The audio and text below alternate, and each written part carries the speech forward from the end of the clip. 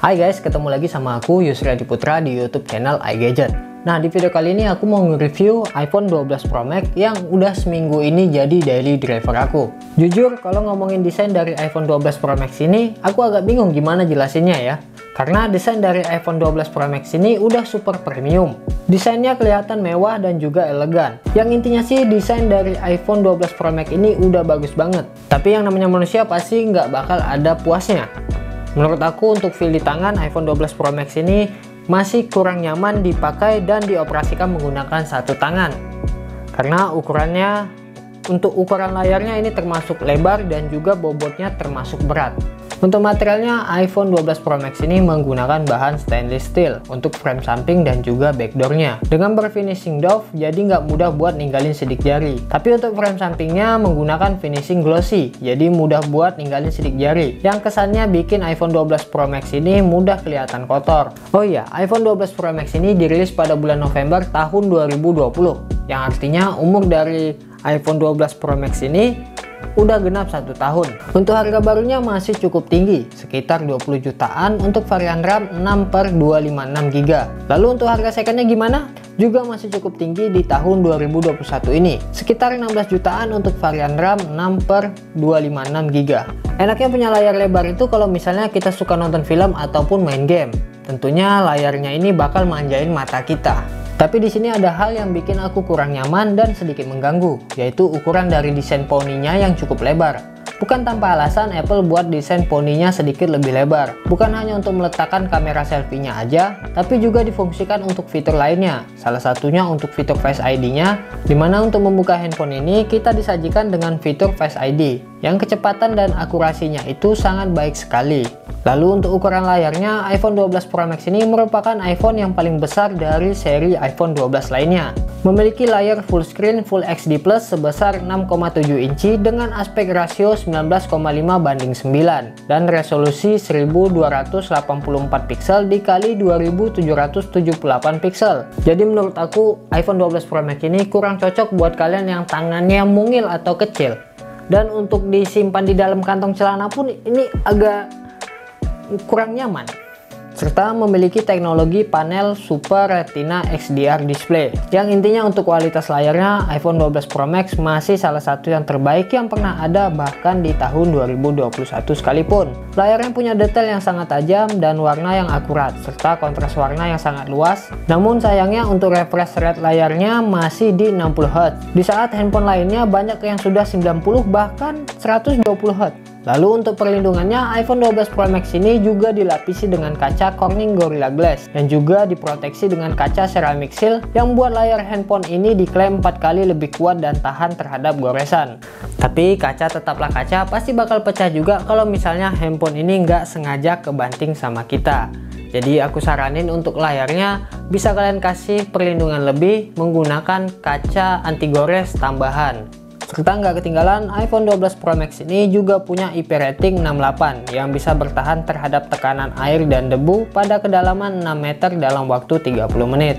Lalu untuk kebutuhan multimedia kita, iPhone 12 Pro Max ini punya dual stereo speaker yang kualitasnya itu udah cukup nyaring dan jelas. Nonton film dan juga main game akan terasa sangat nyaman. Tapi sayangnya iPhone 12 Pro Max ini tidak menyediakan lubang audio jack 3,5 mm yang kebanyakan orang atau bahkan aku sendiri masih butuh lubang audio jack 3,5 mm ini. Dan untuk kualitas audionya kalian bisa simak aja video berikut ini.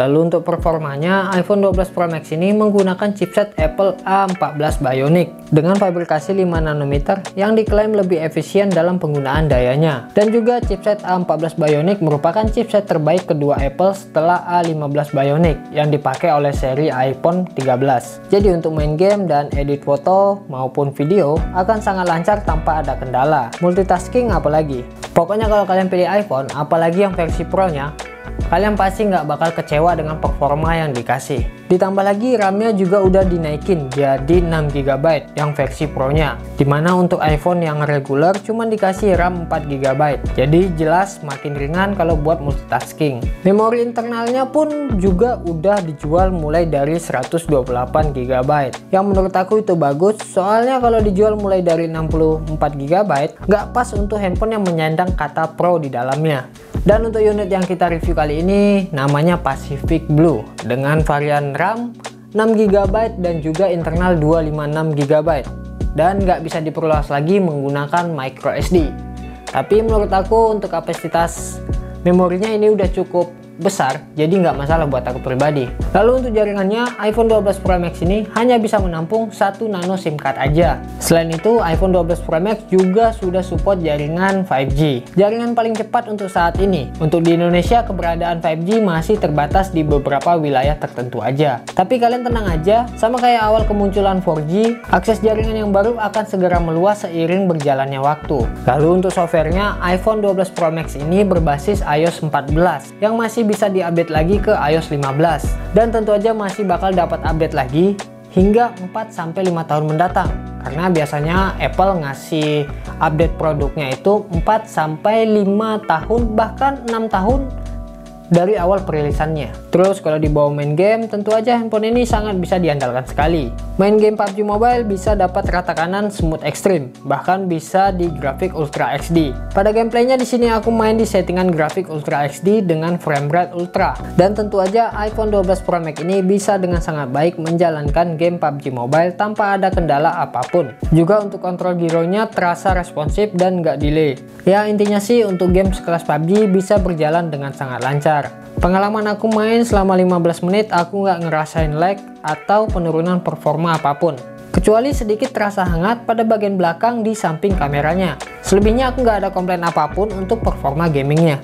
Lalu pada Genshin Impact bisa dapat settingan default high di 30 fps. Pada gameplaynya di sini aku main di settingan highest mentok rata kanan dengan 60 fps. Dan iPhone 12 Pro Max ini bisa dengan sangat baik menjalankan Genshin Impact tanpa ada kendala lag. Grafis yang ditampilkan juga sangat baik, jelas bisa manjain mata kita. Ditambah lagi layar handphone ini yang lebih lebar, jadi lebih puas untuk mainnya. Ya intinya sih iPhone 12 Pro Max ini bisa jalanin Genshin Impact dengan sangat lancar, bahkan dengan settingan rata kanan. Tapi untuk suhunya di sini yang perlu jadi catatan, di bawah main bentar aja sekitar 15 menit handphone ini udah mulai terasa panas. Karena material handphone ini terbuat dari stainless steel, jadi kalau dipakai lama buat main game, handphone ini bakalan cepat panas. Apalagi dengan settingan terbaiknya. Saran sih kalau kalian mau gunain handphone ini untuk keperluan gaming dan juga untuk durasi yang lama, kalian bisa pakai settingan di medium aja. Jadi suhunya itu pasti nggak bakal terlalu panas. Dan kalau misalnya masih panas juga, kalian bisa pakai casing aja untuk handphone ini, biar mengurangi suhu panas yang langsung kena tangan kita. Lalu untuk kapasitas baterainya, iPhone 12 Pro Max ini punya kapasitas baterai sebesar 3687 mAh. Terdengar kecil, memang, karena pesaingnya udah pakai baterai dengan kapasitas di atas 4000 mAh. Lalu bagaimana dengan kualitas baterainya? Meski kesehatan baterai handphone ini udah 86%, tapi kalau penggunaannya ringan seperti scrolling media sosial, sesekali jepret kamera, dan sedikit gaming ringan, iPhone 12 Pro Max bisa bertahan hingga 7-8 jam tanpa dicas. Kualitas baterai yang bagus ini dibantu dengan performa chipset A14 Bionic yang bisa menghemat pemakaian dayanya dan mampu memanage penggunaan aplikasi dengan sangat baik. Main Genshin Impact 30 menit dengan settingan tertinggi berkurang 15%. Main PUBG Mobile 30 menit berkurang 10%. Dan juga untuk pengisiannya ini menurut aku masuk kategori normal, dimana untuk ngecas dari 0 hingga 100% butuh waktu 1,5 jam. yang tentunya udah support fast charging 22 watt, dan juga iPhone 12 Pro Max ini udah support wireless charging, sehingga kita bisa ngecas handphone ini menggunakan wireless atau tanpa kabel dengan daya 7,5 watt, dan juga 15 watt menggunakan MagSafe. Lalu untuk kameranya, iPhone 12 Pro Max ini punya setup 3 buah kamera di belakang dengan resolusi 12 megapiksel semua.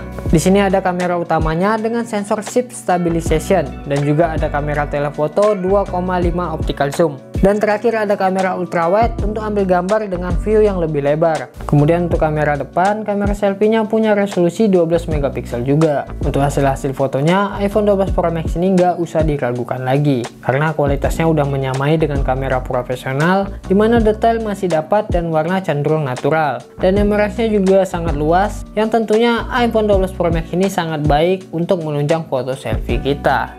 Lalu untuk foto malamnya, iPhone 12 Pro Max ini juga sudah memiliki fitur night mode. Untuk hasilnya juga sangat baik, khususnya di lokasi yang ada sedikit cahaya. Menurutku hal ini dikarenakan iPhone 12 Pro Max udah dilengkapi dengan sensor yang lebih besar dan fungsi stabilisasi yang lebih efektif dalam membantu menangkap cahaya.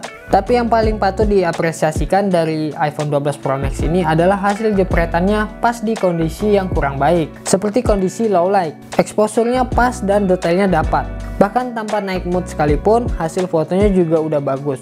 Lalu untuk videografinya, iPhone 12 Pro Max ini bisa merekam hingga resolusi 4K di 60 fps untuk kamera depan dan kamera belakangnya. Juga iPhone 12 Pro Max ini punya stabilisasi yang bagus pada perekaman videonya. Dan untuk kualitas video dari iPhone 12 Pro Max ini, kalian bisa simak aja video berikut ini. Oke, ini adalah salah satu contoh perekaman kamera belakang dari iPhone 12 Pro Max, dimana dia bisa ngerekam hingga resolusi 4K di 60 fps. Untuk stabilisasinya juga cukup bagus. Terus dynamic range-nya juga sangat baik di sini. Terus dia juga bisa ngambil video itu langsung menggunakan kamera lensa ultrawide-nya. Terus juga bisa langsung disetting ke kamera wide atau juga ngezoom 2,5. Oh nggak bisa, 1,5 optical zoom aja. Langsung dirubah-rubah juga bisa tanpa harus matiin kameranya. Oke, kurang lebih kayak gitu. Ini untuk ultrawide nya. Coba kita lihat view angle-nya kayak mana. Kurang lebih kayak gini untuk angle-nya, view-nya kalau pakai ultrawide. Nah, gimana nih kira-kira untuk audionya, terus juga untuk dynamic range-nya, kalian bisa nilai sendiri dan tulis di kolom komentar. Oke, lanjut kita ke kamera depannya ya. Oke, ini adalah kamera depan dari iPhone 12 Pro Max, dimana dia bisa ngerekam hingga resolusi 4K di 60 fps juga, sama kayak kamera belakangnya. Terus dynamic range-nya gimana? Cukup baik juga, cuman kalau untuk muka aku agak kelihatan sedikit kalau backlight dia agak menghitam muka aku ya. Terus kalau dibalikin lagi dia cukup bagus. Untuk stabilisasinya juga cukup baik di sini. Untuk kualitas 4K-nya nggak terlalu banyak goyang. Kalau dibawa lari pasti goyang. Yang jelas ini untuk video YouTube ataupun ngevlog ini udah bisa diandalkan sekali ya. Dan untuk audionya kira-kira gimana nih? Kalian bisa tulis di kolom komentar ya. Dan terima kasih. Dan kesimpulannya, menurut aku iPhone 12 Pro Max ini masih sangat worth it sekali untuk dipakai di tahun 2021 ini. Bahkan masih sangat worth it dipakai sampai 5 tahun mendatang. Alasannya iPhone 12 Pro Max ini punya banyak keunggulan, baik dari segi kamera maupun baterainya yang udah mampu bertahan seharian. Dan untuk performa gamingnya juga udah sangat baik, walaupun orientasi iPhone 12 Pro Max ini bukanlah handphone gaming. Lalu untuk kekurangannya juga nggak banyak. Yang perlu jadi catatan yaitu handphone ini kurang cocok buat kalian yang bertangan kecil, karena ukuran dari handphone ini lumayan cukup lebar, dan juga pengecasan fast charging handphone ini masih kalah cepat dibandingkan dengan handphone flagship lainnya. Padahal untuk kapasitas baterainya juga nggak terlalu besar. Selain itu, harga second handphone ini masih cukup tinggi. Jadi menurutku handphone ini lebih layak dipakai ketimbang dibeli, Karena dengan harga secondnya aja yang masih cukup tinggi, mendingan kalian beli handphone lain yang harganya lebih murah tapi tetap dengan spek yang setara.